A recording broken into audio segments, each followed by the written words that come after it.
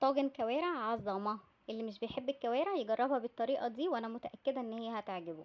وما ينفعش طبعا نعمل طاجن الكوارع من غير شوربه الكوارع المخليه الخطيره دي. وعشان تطلع معاكي باللون ده تابعي يلا معايا الفيديو لحد الاخر. هنجيب الكوارع وهنغسلها كويس جدا بالدقيق والليمون، وبعد كده في حله على النار هنحط شرايح الليمون وهناخدها غلوه لمده 5 دقايق بس. بعد كده هنرجعها تاني الحله ونضيف لها بصل وجزر وطماطم، وهنفضل نقلب فيها لحد ما نحس ان لونها بدأ ياخد لون ذهبي كده شويه او بدأ ان هو يتغير. هنبدأ هنا نضيف البهارات، واحنا مش هنحط بهارات كتير. فلفل اسود وحبهان وورق لورا وكبابة صيني وعود قرفة.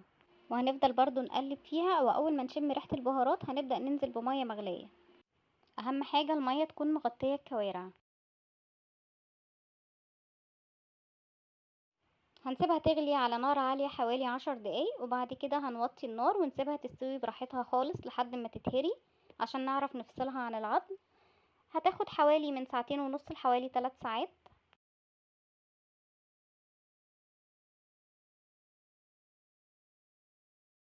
وعلى ما تستوي الكوارع هنبدأ نجهز للطاجن. في طاسة سخنة على النار هنحط معلقة سمنة وهننزل ببصلة متقطعة وهنشوحها لحد ما لونها يصفر، واول ما لونها يصفر هننزل بمعلقة توم مفروم وهنقلبها مع البصل لحد ما ريحة التوم تبدأ تظهر. بعد كده هننزل بحوالي معلقة من الخل الابيض وهنسيبه كده ياخد غلوة مع البصل والثوم. وبعد كده هننزل بمعلقة من صلصة الطماطم اللي هي الجاهزة ونقلبها كده معاهم. بعد كده هننزل بحوالي كوباية من عصير الطماطم.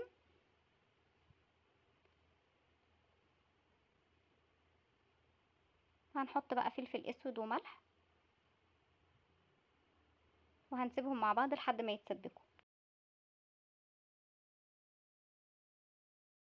بعد لما تتسبك هنضيف بقى حوالي كبشتين كده من الشوربة، شوربة الكوارع طبعا. وهنا بقى كانت الكوارع استوت، وده شكل الشوربة.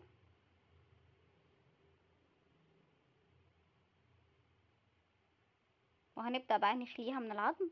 طبعا هتتخلي معانا بكل سهولة لان هي اصلا مستوية كويس.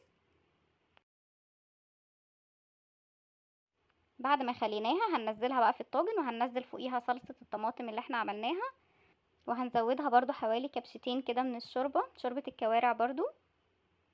وبعد كده هنحط على وشها شرايح من الطماطم نرشها عليها حبة فلفل اسود وندخلها الفرن.